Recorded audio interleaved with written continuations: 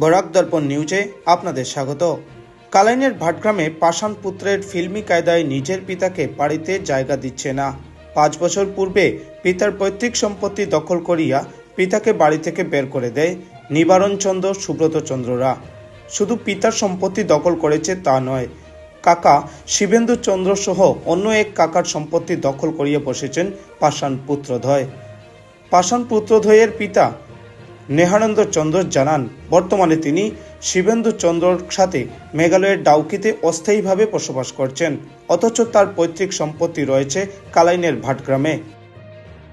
তাকে 2021 সালে হাতে পায়ে বেঁধে নির্যাতন চালিয়ে তার পুত্ররা ভূমির কাগজ জালিয়াতি করেছে। কাকা শিবেন্দু জানান, তার সম্পত্তির উপর থাকা তার উপার্জনের তৈরি করা ঘর ভেঙে বর্তমানে প্রধানমন্ত্রী আবাস যোজনার গৃহ নির্মাণ করছেন বড় ভাইয়ের পাষাণ পুত্ররা। বাড়িতে প্রবেশ করতে বাধা প্রদান করছেন নিবারণ চন্দ্র ও সুব্রত চন্দ্ররা। বিষয়টি নিয়ে ন্যায় বিচারের আশায় উন্নয়ন খণ্ড আধিকারিক সহ কালাইন থানায় লিখিত অভিযোগ করেছেন শিবেন্দু চন্দ্র।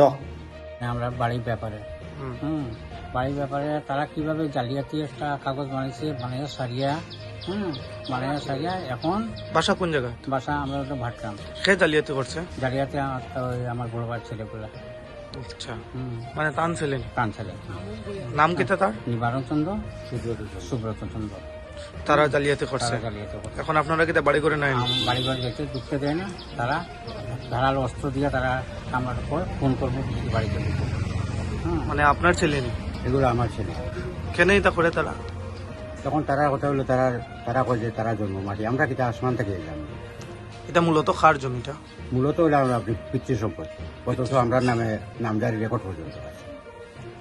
তারা জালিয়াতি কিতা করছে? কাগজ করছে? জালিয়াতি গিয়ে কাগজ করিয়া তারপরে আমারে তারা বহুত দিন বান্ধিয়া রাখছি। কবে বান্ধিয়া? 2021 আগস্ট মাসের 5 তারিখ তারা আমার বান্ধিয়া রাখছে। বান্ধিয়া তাবিজ খবর বহুত কিছু খাইয়া এরপরে আমার বান্ধিয়া রাখছে। আমি পাগল হইয়া তারপরে করছে ওই অনেক কাগজপত্র তারা লেখাইছে, তারা লেখিয়া দিছে এইগুলা লেখো। আর না, আমি তো দেখি আর বিপদে পড়লে তো আমার কথা হইলে তার কথা শুনতে লাগবে, তাহলে তো বাদ হইতাম। তখন আমি লেখছি, তখন কি লেখছি কিনা আমি তো কইতে পারতাম। আপনার ছেলেরা এরকম করে আপনার সাথে? ছেলেরা এখন ছেলের বুঝি তারা খাকুরে বাসার ঢুকতে দেয় না? খানে না, হচ্ছে তারা কথা হইলো তারা বিক্রি সম্পদ তারা। আপনারা ভাই বোন কয়জন? আমরা 3 ভাই 1 বোন।